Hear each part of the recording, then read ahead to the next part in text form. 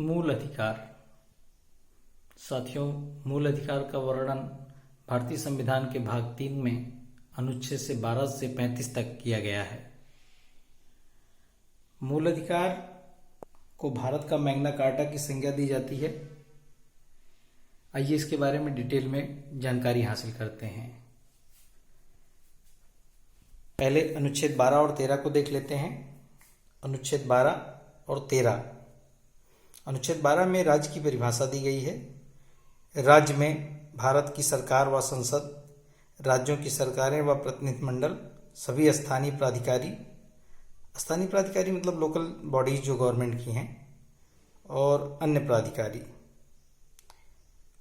और अनुच्छेद 13 ऐसी सारी विधियों को खारिज करता है जो मूल अधिकारों को घटाती हैं या मूल अधिकारों से असंगत हैं। अनुच्छेद 12 में राज्य, अनुच्छेद 13 में मूल अधिकारों से असंगत बातें। आइए देखते हैं। अनुच्छेद 14 से लेकर 18 समता का अधिकार के बारे में कहा गया है। अनुच्छेद 14 में वित्त के समक्ष समानता।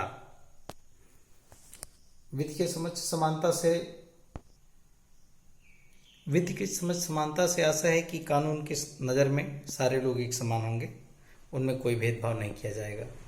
अनुच्छेद 15 धर्म, मूल वंश, जाति, लिंग या जन्म स्थान के आधार पर भेदभाव का निषेध करता है। अर्थात किसी भी व्यक्ति से धर्म, मूल वंश, जाति या लिंग के आधार पर या उसके जन्म स्थान के आधार पर कोई भेदभाव नहीं किया जाना चाहिए। अनुच्छेद 16 सरकारी नौकरी में लोक नियोजन से अभिप्राय सरकारी नौकरी होता है।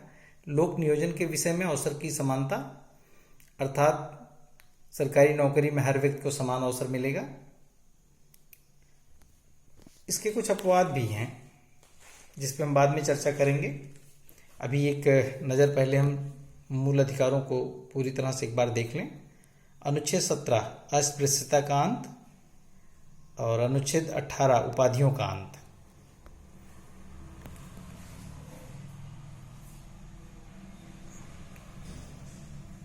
अनुच्छेद 19 से 22 में स्वतंत्रता के अधिकार का वर्णन किया गया है, जिसमें अनुच्छेद 19 वाक्य एवं अभिव्यक्ति स्वतंत्रता के बारे में है। इस पर थोड़ी चर्चा कर लेते हैं। अनुच्छेद 19 एक कहता है कि इसमें भाषण की और अभिव्यक्ति स्वतंत्रता आपको दी गई है। वाक्य एवं अभिव्यक्ति स्वतंत्रता में पहला जो पार्ट है वो है भाषण और अभिव्यक्ति स्वतंत्रता। 19(1) का जो है वो संपूर्ण, शांतिपूर्ण व हथियार रहित सम्मेलन का अधिकार देता है। 19(1) कोऑपरेटिव सोसाइटी, सहकारी समिति बनाने का अधिकार देता है या संगम बनाने का अधिकार देता है। इसको 97 संविधान संशोधन द्वारा सहकारी समिति को इसमें शामिल किया गया है। 19(1) में भारत के राज्य क्षेत्र में अबाध संचरण का अधिकार देता है। 19(1) भारत के किसी भी भाग में निवास करने या बसने का अधिकार देता है। और 19(6) कोई वृत्ति अर्थात कोई भी व्यवसाय अपने जीविकोपार्जन के लिए करने का अधिकार देता है। 19(4) संपत्ति के अधिकार को 44वें संविधान संशोधन अधिनियम द्वारा मूल अधिकारों से हटाकर 300 का के तहत विधिक अधिकार बना दिया गया है।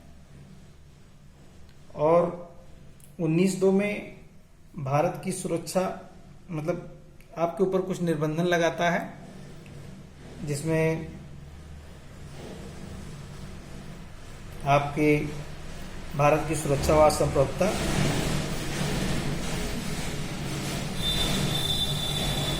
न्यायालय की अवमानना, मानहानि, लोक व्यवस्था, विदेशी राज्यों के साथ मैत्रीपूर्ण संबंध, शिष्टाचार एवं सदाचार, अपराध उद्दीपन, इन सब पर एक युक्त निर्बंधन लगाता है। कुछ ज़्यादा ही डिटेल हो गया, चलिए थोड़ा आगे चलते हैं। अनुच्छेद 20 अपराधों के लिए दोषित के संबंध में संरक्षण प्रदान करता है। अर्थात कोई व्यक्ति जो जिसके ऊपर कोई अपराध का चार्ज लगाया गया है, उसके संबंध में उसको संरक्षण दिया जाता है। अनुच्छेद 21 प्राण एवं दैहिक स्वतंत्रता का संरक्षण करता है। और अनुच्छेद 21 के क्षेत्र को थोड़ा व्यापक कर दिया गया है, जिसमें उसके जीवन जीने के पूरे अधिकारों के बारे में कहा गया है। और 21 का प्रारंभिक शिक्षा का अधिकार 86वें संविधान संशोधन 2002 द्वारा जोड़ा गया है, जिसमें आपका 6 साल से लेकर 14 साल के बच्चों के लिए अनिवार्य शिक्षा की व्यवस्था की गई है। इसे भी 21 के तहत प्राण एवं दैहिक स्वतंत्रता के संरक्षण के अंदर ही रखा गया है। अनुच्छेद 22 कहता है कुछ दशाओं में गिरफ्तारी और निरोध से संरक्षण प्रदान करता है। और अनुच्छेद 23 और 24 शोषण के विरुद्ध आपको सुरक्षा प्रदान करता है। अनुच्छेद 23 कहता है कि किसी भी व्यक्ति से आप बलात्श्रम या उसका दुरुपयोग नहीं करेंगे। अनुच्छेद 24 कारखानों में बालकों के नौकरी पर रोक लगाता है, जिससे उनकी शिक्षा और सारी चीजें पूरी हो सकें। इसी तरह धर्म की स्वतंत्रता का अधिकार अनुच्छेद 25 से 28 में वर्णित है, जिसमें 25 में अंतःकरण की और धर्म की अबाध रूप से मानने, आचरण और प्रचार करने की स्वतंत्रता है। अनुच्छेद 26 में धार्मिक कार्यों के प्रबंधन की स्वतंत्रता दी गई है। अनुच्छेद 27 किसी विशेष धर्म को संपोषित करने वालों करों को संदाय अर्थात पेमेंट के बारे में स्वतंत्रता प्रदान करता है। और अनुच्छेद 28 कुछ शिक्षा संस्थानों में धार्मिक शिक्षा या धार्मिक उपासना में उपस्थित होने के बारे में स्वतंत्रता प्रदान करता है। इसी तरह से अनुच्छेद 29-30 सांस्कृतिक एवं शिक्षा संबंधी उपबंध किए गए हैं, जिसमें ये उपबंध बेसिकली अल्पसंख्यकों से जुड़े हुए हैं।